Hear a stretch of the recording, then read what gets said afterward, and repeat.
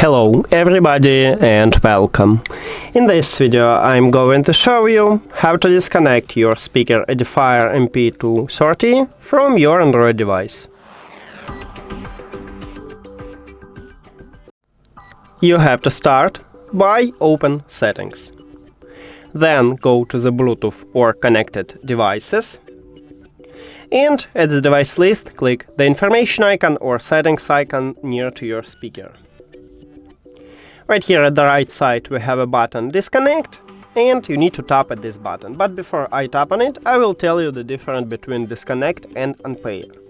So, if you want to disconnect your device, it means that you will stop Bluetooth connection with your speaker, but leave it at the device list to reconnect it in the future. And if you select to unpair, you will totally remove your speaker from your phone. So if you need this, you need to select another button what calls Forget. But let's disconnect the speaker, so disconnect.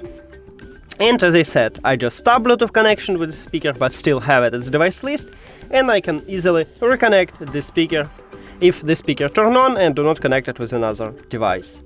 That's it. Thank you for watching this video. If you found it helpful, please consider subscribing to the channel and leave the like on the video. See you later!